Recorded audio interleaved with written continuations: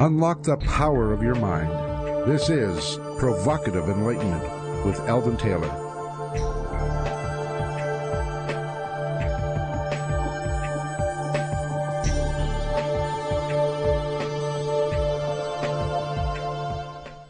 Welcome and thank you for joining us today. The next hour is devoted to learning something more, not just about the world of shoes and ships and sealing wax, but about how, what, and why we believe as we do. A time for those willing to question what they think they know or what they may believe, those willing to be uncertain for an hour. I'm Alvin Taylor, and this is Provocative Enlightenment. All right, our chat room is open, and my partner Ravindra awaits you there now. You can log on by going to provocativeenlightenment.com/chat. There's always a great conversation in your chat room, Ravindra, so tell us all about it. We do have great conversations going on in there, and we learn from each other, and sometimes we help each other out if we don't quite catch what was said on the air. Then, we get each other up to snuff in the chat room, and it's a great dynamic in there. I learn a whole lot, and it does bring a whole new dimension to whatever is being discussed on the air as well. It makes it more real. It brings it alive. So if you can join us, that would be good. That is provocativeenlightenment.com/chat, but please don't do that if you are driving or if your boss is mean. Like yours, huh? Absolutely. In this week's Spotlight, I wish to discuss possibilities. I truly think of the mind as the ultimate frontier. There are so many potentials possible that it is staggering to consider. For instance, Savant Syndrome. What is it that happened when someone was struck in the head only to awake in a hospital a mathematical genius, seeing the world in fractal geometry? What mechanism makes it possible for an autistic child with a limited vocabulary to correctly read the mind of their therapist and type words unknown to them, such as synesthesia? How is it possible for a child who has never learned things such as geography to know all about it? What are these minds tapping into? In our conversation last week with Professor Daryl Treffert, I asked him about just this. What mechanism can possibly explain this phenomenon? His thoughtful answer identified the issue. We simply don't know. There are theories, of course. Treffert's favorite is that the information is genetically passed, just as eye color and so forth. Now, this idea of memes being passed is not new, but can it be true that the information, the intelligence of our ancestors is passed along? And if somewhere in our genetic makeup there exists the memory of a mathematical genius, all we need is the right provocation, a blow to the head, frontal lobe dementia, etc., to tune the brain somehow and thereby open pathways that deliver the knowledge to us? Another idea Treffert and I explored has to do with the notion that the universe is information, intelligence, and somehow this intelligence is accessible. A bit like the collective unconscious model of Carl Jung. We tap into the information via some rare connection. Not long ago, I spoke with Professor Bill Bengtsson about his work using information to heal. Bill has conducted research into anomalous healing and has proven the effectiveness of his technique in 14 controlled animal experiments conducted in 6 university biological and medical laboratories. His healing research has produced the first successful full cures of transplanted mammary cancer and induced sarcomas in experimental mice by information transfer techniques that he has developed. He has also investigated assorted correlates to healing such as geomagnetic micropulsations and EEG harmonics and entrainment. 35 years of research and clinical experience shows that Bill's approach and method is a powerful energy therapy that can produce remarkable results for both people and animals with cancer, as well as helping other physical and emotional problems. Now here's the real point. He uses information, intelligence, to accomplish his healing. And this method doesn't require even the presence of the animal he is curing. How is this possible? Bill informs us that the universe is information intelligence, and by utilizing it, we can accomplish many things. Perhaps it is some sort of information field that we will discover both the brain and body can tap into for all sorts of things, ranging from healing to savant skills and abilities. Imagine a possible mind link, individual mind to collective or one mind. What possibilities might that provide? One thing is for sure, the potential exists, is demonstrated by various anomalies, and yet not fully comprehended. My thoughts on this one, what are yours, Ravinder?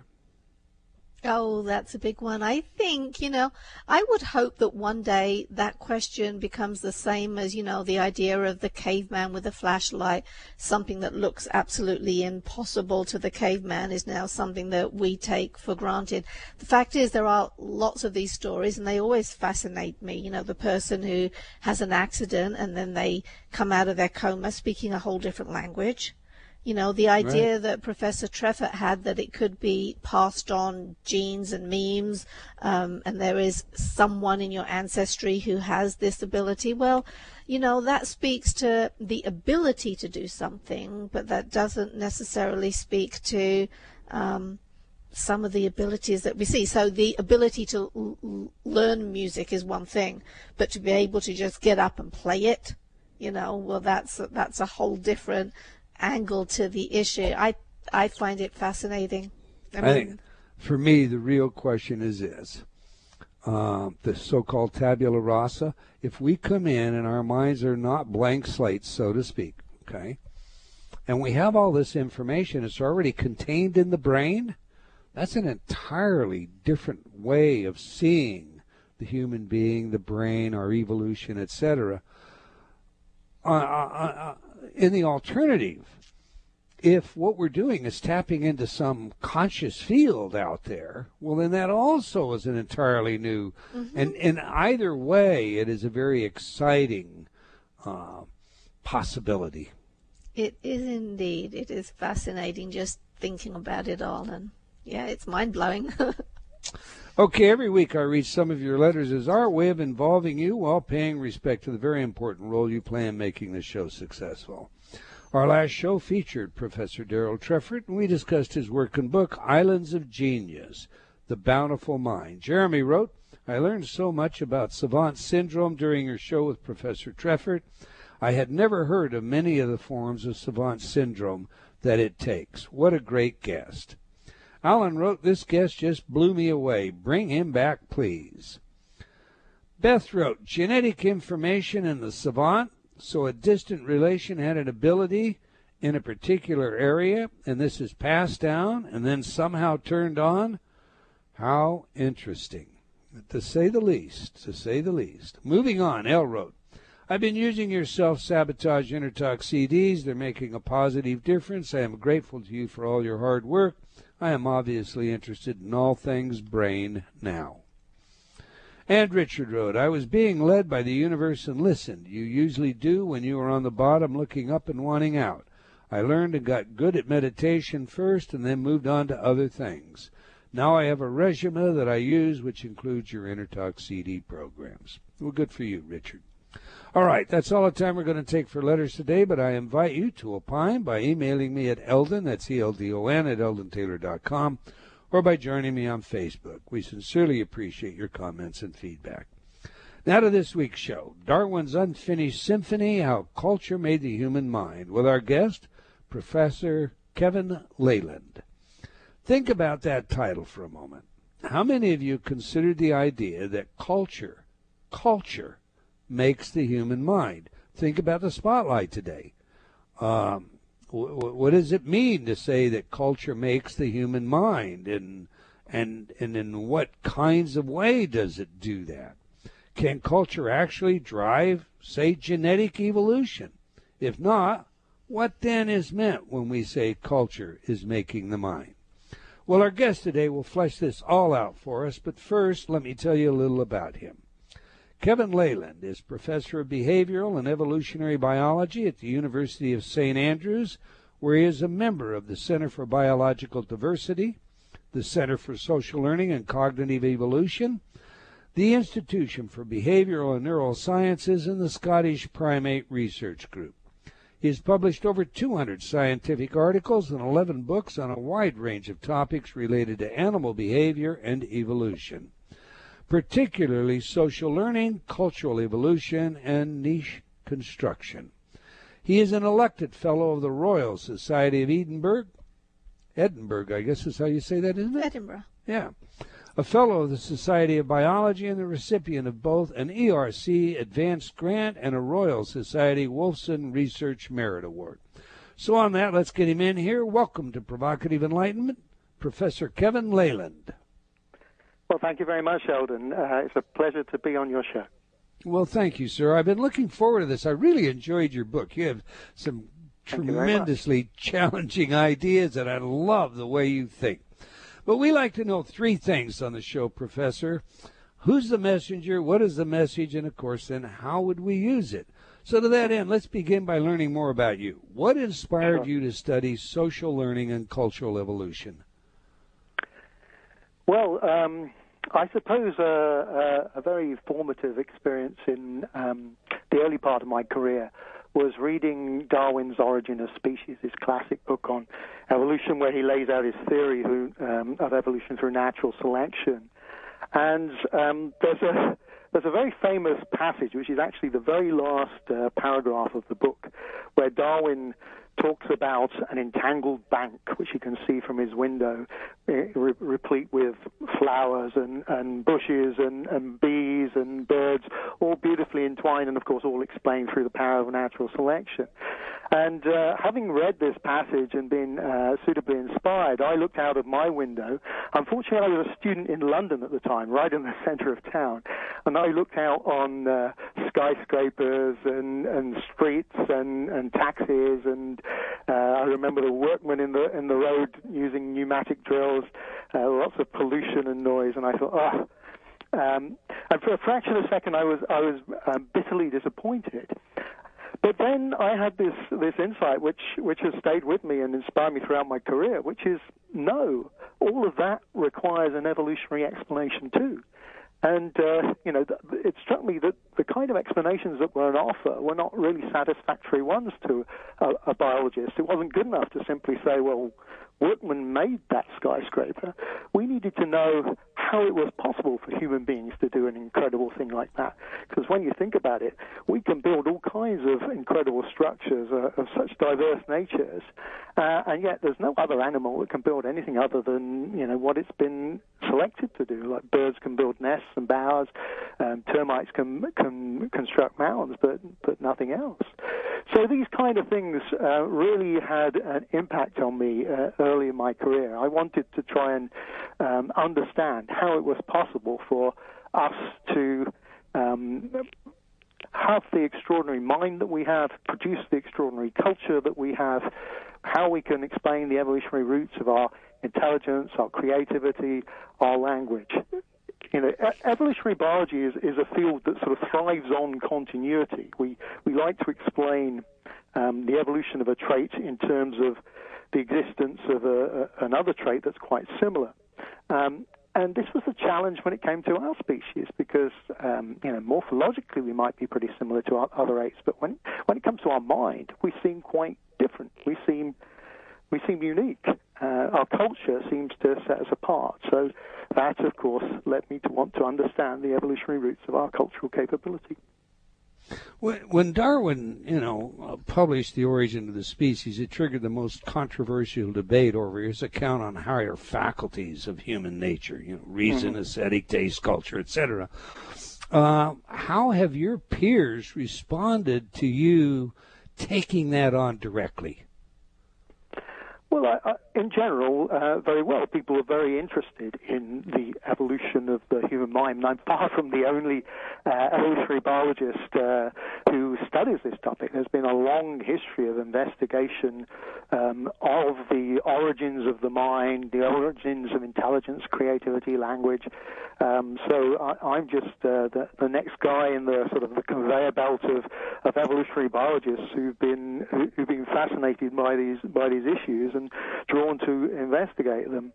But what's kind of exciting, I think, about this point in time is that I feel like there is a sense in which we have a coming together of insights across a number of different fields, and that many of us feel like we're closing in on a satisfactory explanation for many of these issues, at least one that seems fairly plausible to us for the first time. So that's why it's an exciting phase to get into these issues.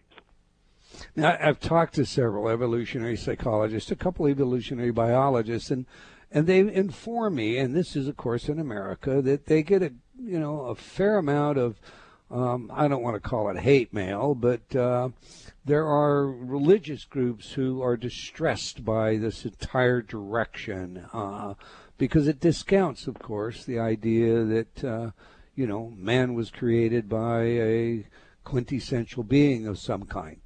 Have you faced any of that? Not really, no. I think there's less of it in the UK than in North America. I think we're a little bit protected from it here. I do wonder to what extent if we had a richer evolutionary theory.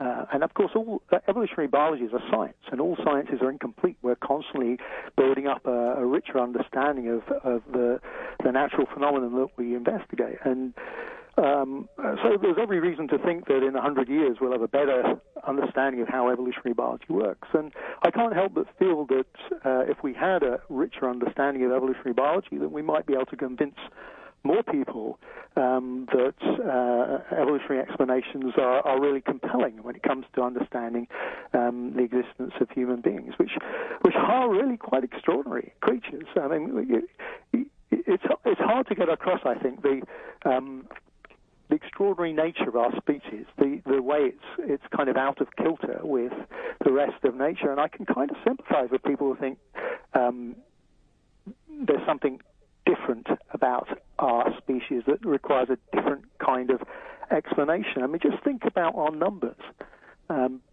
We are way out of kilter with the expectations for the number of animals and number of individuals you expect for an animal of our size by several orders of magnitude.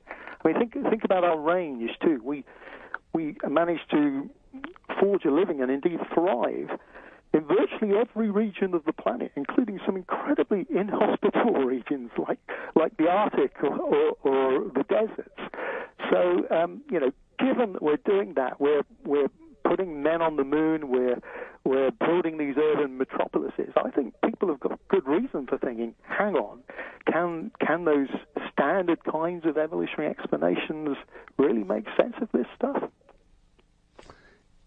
We indeed incredible beings, and for me, I guess it comes down to the idea of intelligence. But I want to get directly into your book. But first, I have to tell you, I was intrigued very much by several of your ideas, and it led me to present a question to you. Mm-hmm. and I'm not, I guess the bottom line is this: evolution has brought us to where we are. And so all those qualities that we think of that are inherent to our brain, that's a part of our, evolution. How important, therefore, are mirror neurons to your theory? And if they are important, are they also just a part of the evolution of mind in your view? Well, that's actually a really interesting question. I mean, there's a central idea which runs through my book, which is that there's been natural selection has favored efficient, accurate forms of copying, and this has driven the evolution of the primate brain and the evolution of primate high intelligence, complex behavior that we see in humans. And of course, we have a number of reasons for thinking that, including some sort of computational studies which have shown analytically that that kind of natural selection ought to be operating. But there's also a lot of data that's consistent with that argument too. So you can make the expectation that that if natural selection is favouring accurate, efficient forms of copying, then you'd expect to see it favour certain structures or capabilities in the primate brain that afford that. And what might those be? Well, better perceptual systems, to the extent that that allows you to copy over greater distances, or copy individuals who don't want to be copied, or copy from the vantage point of safety. The ability to sort of take in the visual inputs from other individuals performing behavior and translate those into motor outputs, which is critically necessary if you're going to engage in imitation and other forms of emulation. You'd expect it to favor other forms of sort of computational capabilities to implement various strategic forms of copying. All of these capabilities would only incidentally be manifest in bigger brains, but would nonetheless feed back to further enhance the efficiency and accuracy of copying. So we envisage there's been this kind of feedback loop which has been operating throughout the course of human evolution, and it's kind of climaxed in humans, the most innovative species, the species most reliant on social learning and culture, with the largest relative brains. Now, the kind of structure that you would envisage would be favored by that kind of mechanism would include things like mirror neurons. And mirror neurons allow you to do precisely what I was describing about imitation. I mean, we take imitation for granted. It seems very intuitive to us that you can sort of see somebody else performing a task. Think about riding a bicycle, for instance. You can see somebody riding a bike, and then you can have a go at doing that yourself. Right. But the sensory experience of riding a bicycle yourself is entirely different from the sensory experience of observing another individual ride a bicycle. So you have to somehow connect those two in your brains. And mirror neurons are potentially important because they allow you to do that. All right. I have to ask you then, let's go directly to your book. Why Darwin's Unfinished Symphony? I mean, that's a strange name for a book on evolutionary biology, isn't it?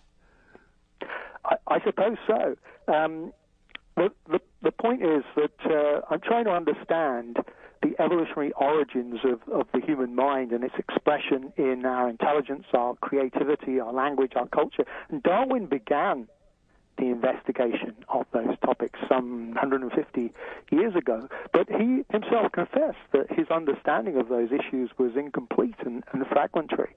Now, as I mentioned earlier, since that day, many evolutionary biologists have been drawn to the challenge and picked up the baton and run with it. And I can't help but feel that we're closing in on some sort of an answer. So Darwin's Unfinished Symphony is what I call that challenge of understanding the evolutionary origins of the human mind and its expression in culture. Now, I looked you up, of course, on YouTube and the internet and everything before we brought you in. We screen everybody and read your book. I found it most interesting that you have a YouTube video that is titled Darwin's Unfinished Symphony, and it is a symphony. How did that come about? It is a symphony in what sense? It is music. It is just, I think it's a minute and a half of nothing but music. I've got no idea. I didn't know that existed, I have to say. Oh, you didn't? Well, I tell you, we're going to play it in the chat room during our break, which is coming up here real quick. Maybe you can jump over to the chat room and take a look at it. I'm delighted to hear it. Okay. But I can't take any credit for it at all. You can't take any credit. All right. Let me ask you this. What makes your book, in your view, distinctive in its field? Well, I guess there's the emphasis on feedback. I mean, we're used to, when we give evolutionary explanations, thinking in terms of properties of environment, selecting for properties in organisms, the traits of organisms that we think of as adaptations for particular jobs that you have to do in particular environments.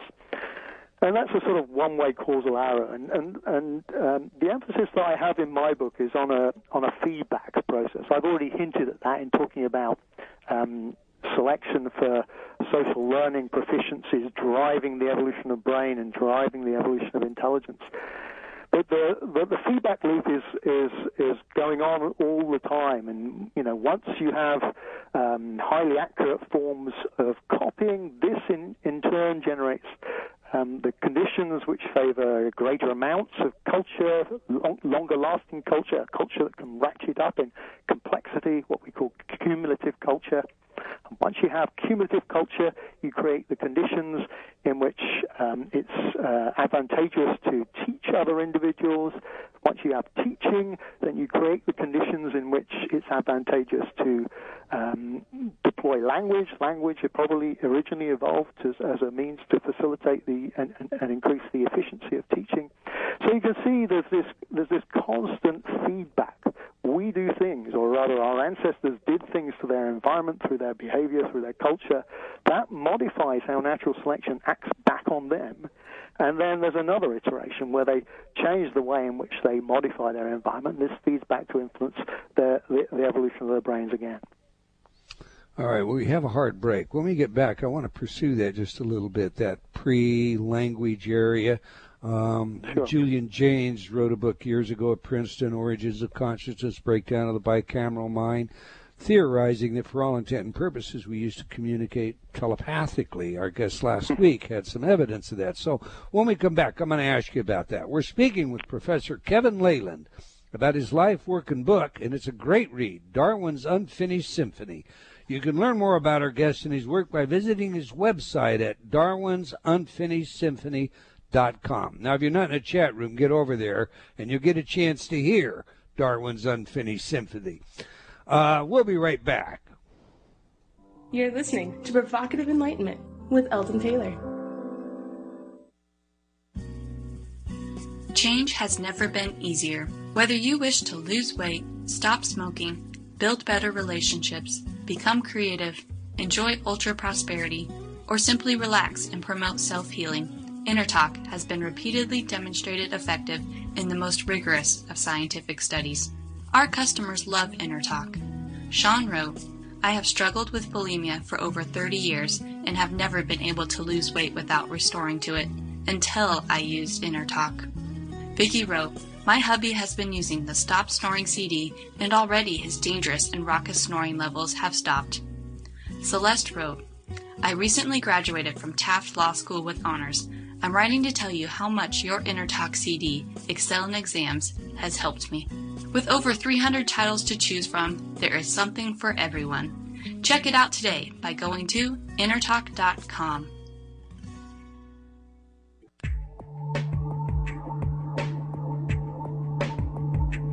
Unlock the power of your mind. This is Provocative Enlightenment with Alvin Taylor.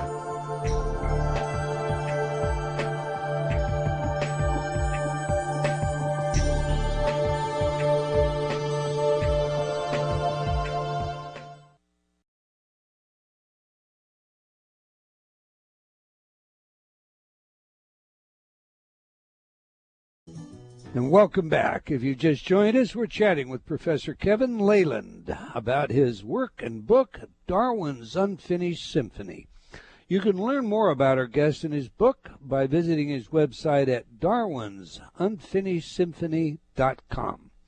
Now, we ask our guests for their favorite music that has some true significance to them. Music psychology, by now you know, is not just a field of research of practical relevance in many areas, including intelligence, creativity, personality, and social behavior, but it is a new avocation of mine. All right, we just played some of What I Say by Ray Charles. So tell us, Professor, why is this music important to you, and how does it inform us about who you are? Well, I love blues music. I love rhythm and blues and soul, and Ray Charles is one of my absolute musical heroes.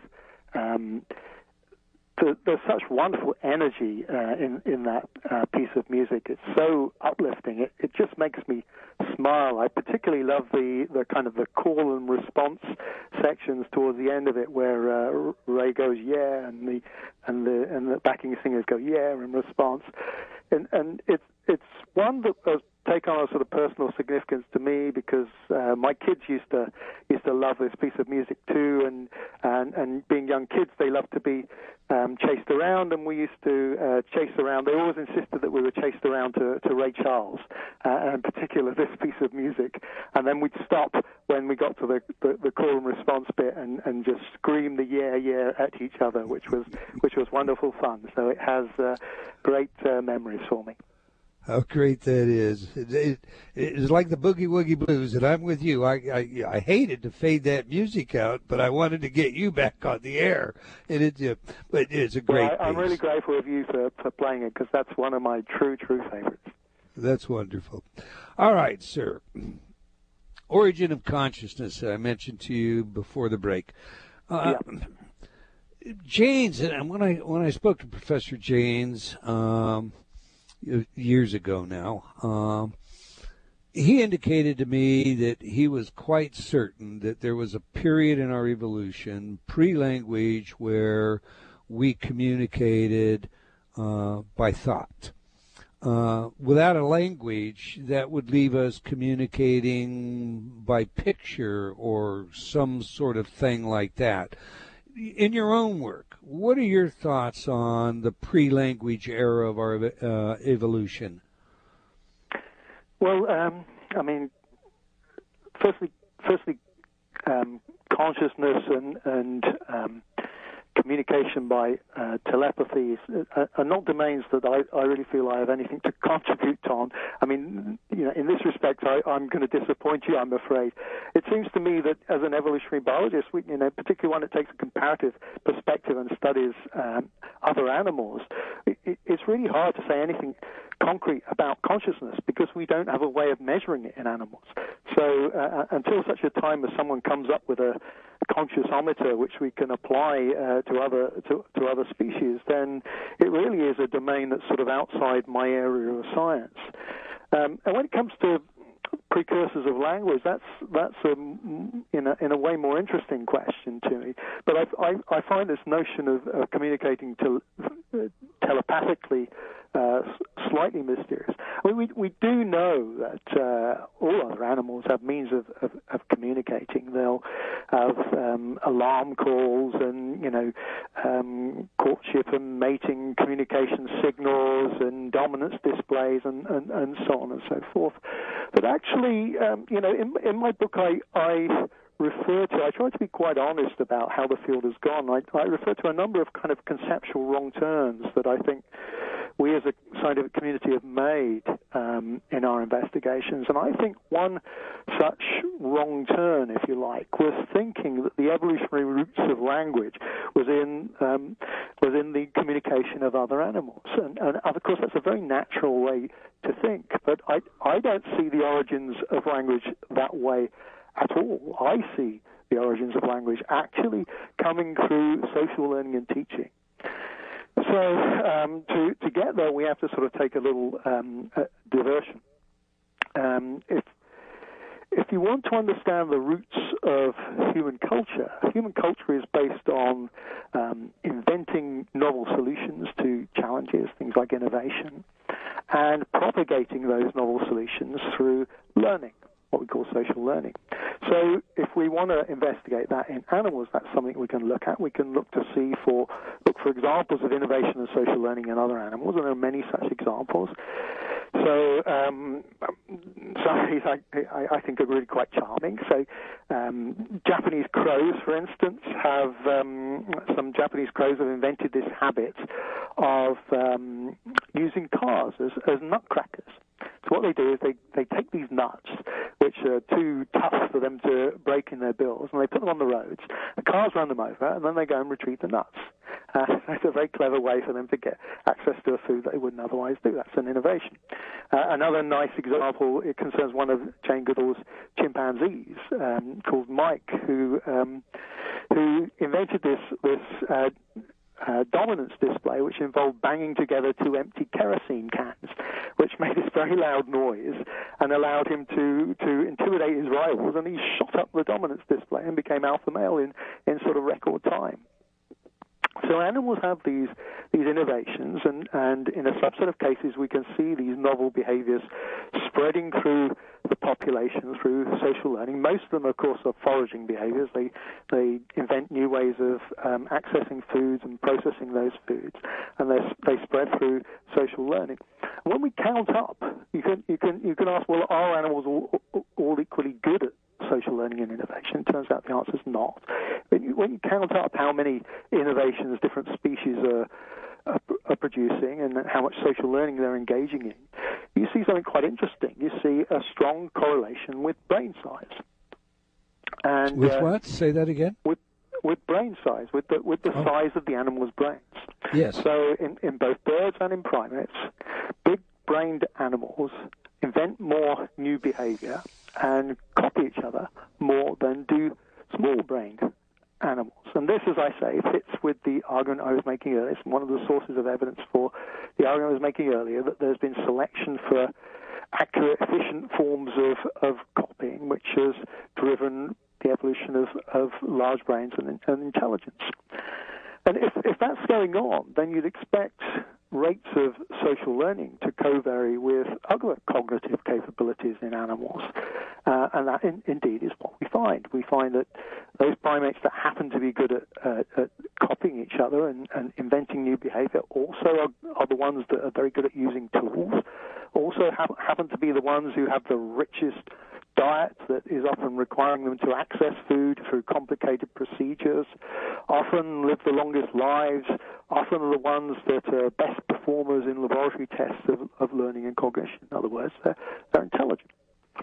So we think there's been this drive process, what we call cultural drive, favoring the evolution of intelligence, that's driven by social learning.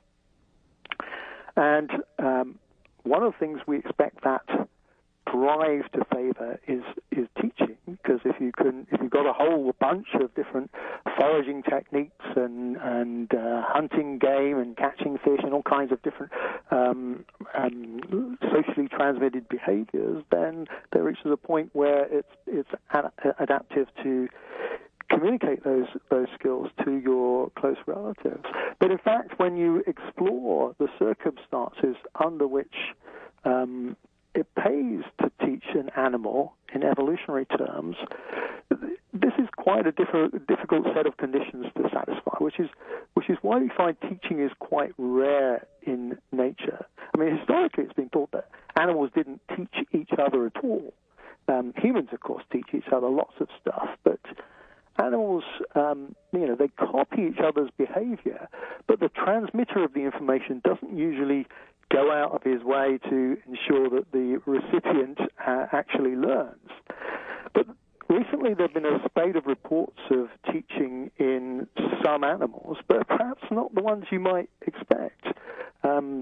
Not in chimpanzees or gorillas or dolphins, but in ants and bees and meerkats. So, we did some analyses to try and work out why there should be this curious taxonomic distribution to teaching in animals, and managed to make sense of that using sort of mathematical approaches, which established that it's really quite difficult. There are very stringent circumstances under which you'd expect teaching to evolve, but that once you have cumulative culture, a culture that ratchets up in complexity and diversity over time. Think about our culture. We're constantly producing better computers and more slimline phones and so on and so forth. That's known as cumulative culture, and that's something that other animals typically don't have. But once you have cumulative culture, that relaxes the conditions under which it pays to teach. So you can see cumulative culture and teaching actually reinforce each other. They were expected to kind of co-evolve. Both theoretical findings suggest this and experimental findings suggest this. So that's the context then in which, that's a long preamble, which brings me back to the evolutionary origins of language. You have to think about our ancestors a couple of million years ago, or perhaps a little bit less than that. who are engaged in a lot of socially transmitted behavior, things like learned foraging behaviors, hunting techniques, scavenging techniques, manufacturing a whole bunch of different tools, digging tools, cutting edges, harpoons, digging sticks, and so on, food preparation methods and processing methods, all kinds of learned gestures. They would have benefited from, because there's so much of this culture and it was cumulative, they would have benefited from teaching. And given that they were then exhibiting a significant amount of teaching, they create the circumstance under which language becomes adaptive.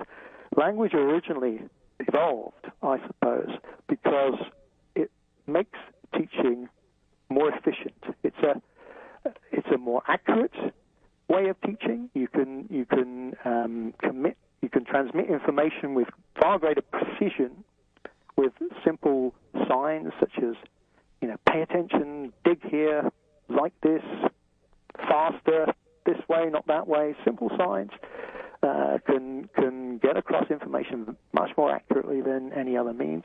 It's also a very cheap way of teaching. So telling someone where the food is a lot easier and cheaper than actually taking them there. And if you want to get across something like red berries are poisonous, that's very difficult to do by other means. So language was adaptive, I think, came along originally as a means to facilitate teaching. Now, that sounds like a story, of course, and the problem with the field of investigating the evolutionary origins of languages, there are all kinds of stories that have been proposed as to why language evolved. In fact, the problem is really that there's so little data that almost any hypothesis goes.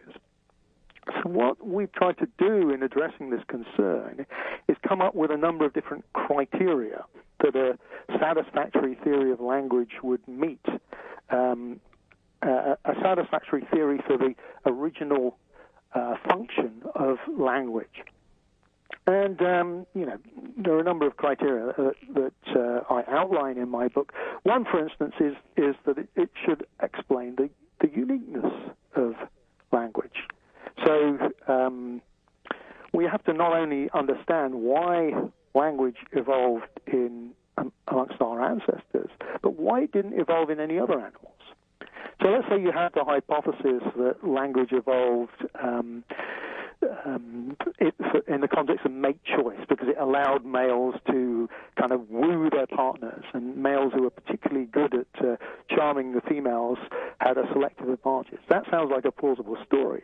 But it wouldn't meet our criteria because such an explanation ought to equally apply to any other animal. And likewise, most animal communication is, most primate communication is not learned, whereas human language is learned, of course. So learned features, as we know as evolutionary biologists, are characteristics that are adaptive to allow us to track features of the environment that are changing over time, changing pretty rapidly. So that raises the question, what was it amongst the environmental conditions of our ancestors that was changing with sufficient frequency to require them to learn a means of communication, to talk about it, and to go back to the earlier criteria, why didn't that changing feature of the environment affect the evolution of any other species? And of course, the obvious answer to that question is that it must have been something that the ancestors that originally formulated language had constructed in their environment for themselves. That's why it didn't affect any other species. And what do they do that constructs features of their environment that change and impact on their behavior? Well, the obvious thing, as I mentioned earlier, is their culture, their foraging, their hunting, their scavenging, all these learned skills which were transmitted through the population and which they were teaching each other, created the context in which it was adaptive to evolve a more efficient and more effective form of communication that facilitated all that teaching. So that's how I view the origins of language. I find that really interesting. But now, correct me if I'm wrong. Sperm whales and dolphins have larger brains. And we've had some experts on the show on dolphins, and they're convinced that they have their own language. In your view, do other animals, including the sperm whale and the dolphin, build even the most rudimentary of languages? No, in my view, they don't. I mean, they have very interesting communication systems. Many evolutionary biologists and animal behaviorists are fascinated by cetaceans, whales and dolphins, and study their behavior. We have many colleagues at St Andrews who investigate these phenomena. None of them would make the claim that dolphins or whales have language. That's a very strong claim, and you know, for sure they're communicating with each other about stuff like you know, telling each other where they are and drawing attention to the presence of food and things like that. But language requires a little bit more than that. Language requires some sort of structure, some grammar, some syntax, and there's no evidence for anything in not just dolphins and whales, but in any other animal that resembles syntax. There's not the freedom to just communicate any kind of message that you get through syntax. So no, we don't really have compelling evidence for language in other animals. And I know you know, this is something that if you study animal behavior comes up a lot, and of course there's a very charming idea that you know, the arrogant scientists you know, have pronounced that other animals don't have these cognitive capabilities simply because they're too stupid to be able to sort of decipher the complexities of their language or of their social behavior or their ethical or moral behavior. But in fact, the reality is very different. You know, my colleagues and I, for decades, have been investigating these kinds of phenomena, and we'd love to find evidence for language and rich cognition of various forms in other animals, but the data is simply not there. The data just doesn't support that kind of argument. Okay, great. I could talk to you for another couple of hours. We're not even touching the tip of the questions I've got here, but differentiate for me language versus mind, then. Is mind the product of the language that we build? Well, language, I think, is central to thinking. So language people think of generally as a means of communication, which of course it is, but language has many, many functions, and it also organizes our thinking. So the way we use our mind is heavily dependent on our language. Now, that's not to say that other animals don't have minds because they don't have language. They just have different kinds of mind. But that's not something we really have a great deal of insight into because it's very difficult to investigate the inner workings of other animals' minds. So is the evolution of the human mind a result of the evolution of language, the building of language? Well, as I say, there's this constant feedback loop that's ongoing. Yes, language is an important part of that story. Once you have language,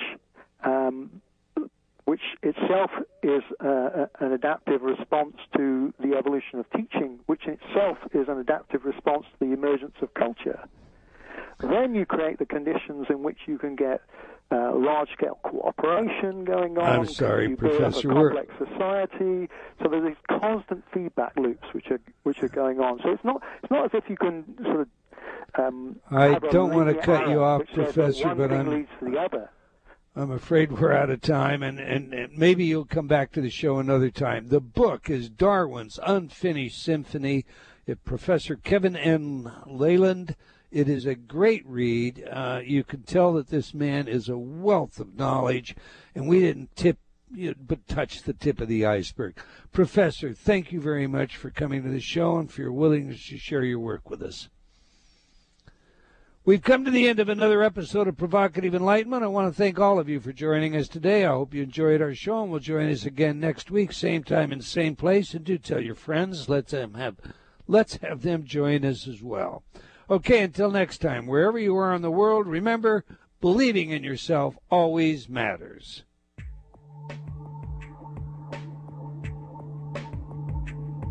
Provocative Enlightenment has been brought to you by Progressive Awareness Research and other sponsors. Provocative Enlightenment is a syndicated show and appears on other networks. For a schedule of show times, visit provocativeenlightenment.com. If you're interested in becoming a sponsor, write to Eldon at eldontaylor.com.